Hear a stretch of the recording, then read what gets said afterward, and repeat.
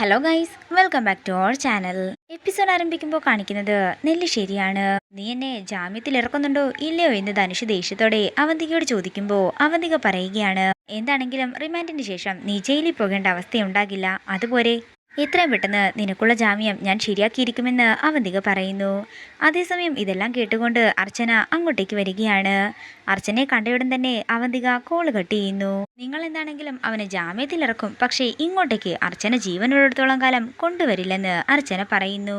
നീ അതിനെന്തൊക്കെയാ പറയുന്നതെന്ന് അവന്തിക ചോദിക്കുമ്പോൾ, നിങ്ങൾ ആരുടെ ഫോണിൽ സംസാരിച്ചതെന്ന് എനിക്ക് നന്നായി തന്നെ അറിയാമെന്നും നിങ്ങൾ പറഞ്ഞതൊക്കെ ഞാൻ കേട്ടെന്നും അർച്ചന പറയുന്നു. അവനെ അകത്താക്കിയത് ഈ അർച്ചനയാണ്. അതിന് തെളിവായിട്ട് എനിക്കൊരു വീഡിയോ കിട്ടിയിരുന്നു. അതെവിടുന്നാ വന്നതെന്നൊക്കെ എനിക്ക് നന്നായി തന്നെ അറിയാം. ഈ വിവാഹം മുടങ്ങണമെന്ന് ആഗ്രഹിച്ച മറ്റൊരാൾ കൂടി ഈ വീട്ടിലുണ്ടായിരുന്നു. അങ്ങനെ ആലോചിച്ച് വരുമ്പോഴേ ഞാൻ നിങ്ങളുടെ മുഖാമുഖമായിരിക്കും വന്ന് നിൽക്കുന്നത്.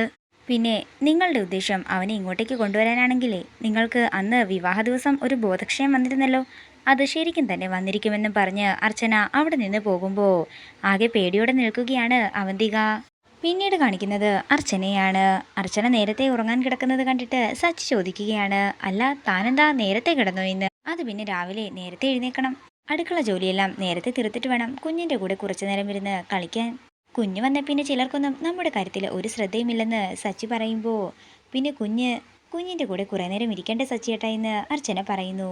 നമുക്കും വേണ്ടേ ഒരു കുഞ്ഞ് എന്ന് സച്ചി ചോദിക്കുമ്പോൾ, ഒന്ന് പോരാ, ഒരു ഡസനെങ്കിലും വേണമെന്ന് അർച്ചന പറയുന്നു. ഒരു ഡസനായില്ലെങ്കിലും അര ഡസനെങ്കിലും നമുക്ക് നോക്കാമെന്ന് സച്ചിയും പറയുന്നു. ഇങ്ങനെ പറഞ്ഞാൽ മാത്രം കാര്യമില്ല, അതിനുവേണ്ടി നമ്മളും കുറച്ച് മെനക്കെടേണ്ടതായിട്ടുണ്ടെന്ന് പറഞ്ഞ് അർച്ചനയെ കെട്ടിപ്പിടിക്കുകയാണ് സച്ചി. പിന്നീട് കാണിക്കുന്നത് സ്നേഹയുടെ മുറിയാണ്. മദ്യപിച്ച് ബോധം കെട്ട് കിടക്കുന്ന സ്നേഹയാണ് കാണിക്കുന്നത്. അവന്തിക സ്നേഹയുടെ അടുത്തേക്ക് വന്ന് പറയുകയാണ്, ഉറങ്ങ്, നീ സമാധാനത്തോടെ ഉറങ്ങ്, എല്ലാം മറക്കണം. നീ ആദ്യം മറക്കേണ്ടതേ ധനുഷിനെയാണ്. അവനെ നീ എനിക്ക് തന്നേക്ക്, ഈ ഏട്ടത്തിക്ക് അവനെ വേണം. ഇനി നിന്നെ നിയന്ത്രിക്കുന്നത് ലഹരി മാത്രമായിരിക്കും എന്ന് പറഞ്ഞ് ചിരിച്ചുകൊണ്ട് അവന്തിക മുറിയിൽ നിന്നും പോകുന്നു. നേരം പുലർച്ചെയാകുന്നു. പിന്നീട് കാണിക്കുന്നത് കുഞ്ഞ് നിർത്താതെ കരഞ്ഞുകൊണ്ടിരിക്കുന്നതാണ്. ആതിര തന്നെ കൊണ്ടാവും വിധമൊക്കെ ശ്രമിക്കുന്നുണ്ടെങ്കിലും കുഞ്ഞ് കരച്ചിൽ നിർത്തുന്നതേയില്ല. അതേസമയം അർച്ചന അങ്ങോട്ടേക്ക് വരികയും കുഞ്ഞിനെ എടുത്ത് തലോടിക്കൊണ്ട് നടക്കുകയും ചെയ്യുന്നു. കുഞ്ഞു പെട്ടെന്ന് തന്നെ കരച്ചിൽ നിർത്തുമ്പോൾ ആതിര സന്തോഷത്തോടെ അർച്ചനയെ നോക്കുകയാണ്. പിന്നീട് കാണിക്കുന്നത് അവന്തികയാണ്. അവന്തിക ഒരാളെ കാണാൻ ചെന്നിരിക്കുന്നതാണ് കാണിക്കുന്നത്. മൂർത്തി പറഞ്ഞു വിട്ട ആളല്ലേ അവന്തിക ചോദിക്കുമ്പോൾ അതേ എന്ന് അയാൾ പറയുന്നു. എൻ്റെ പേര് ശങ്കർ, എന്താവശ്യമുണ്ടെങ്കിലും ചെയ്തു കൊടുക്കണമെന്നാ അവൻ എന്നോട് പറഞ്ഞതെന്ന് ശങ്കർ പറയുന്നു.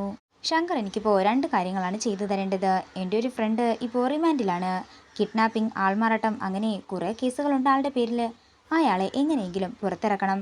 പിന്നെ അവൻ ജാമ്യത്തിൽ ഇറങ്ങിക്കഴിഞ്ഞാൽ അവന് താമസിക്കാൻ ഒരു വീടും വേണം. അതിന് പറ്റിയ ഒരു നല്ല അഡ്വക്കേറ്റിനെ വേണം ശങ്കർ കണ്ടെത്താൻ.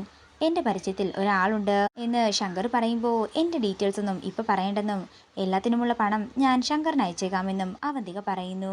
പിന്നീട് കാണിക്കുന്നത് അർച്ചനയും സച്ചിയും ട്രീറ്റ്മെൻറ്റിനായിട്ട് സന്ധ്യയുടെ അടുത്ത് വന്നിരിക്കുന്നതാണ്. ട്രീറ്റ്മെൻറ്റ് തുടങ്ങിയാൽ പിന്നെ ഞാൻ പറയുന്ന സമയങ്ങളിലെല്ലാം നിങ്ങൾ ചെക്കപ്പിന് വരണമെന്ന് സന്ധ്യ പറയുമ്പോൾ അർച്ചനയും സച്ചിയും അതിന് സമ്മതം പറയുന്നു.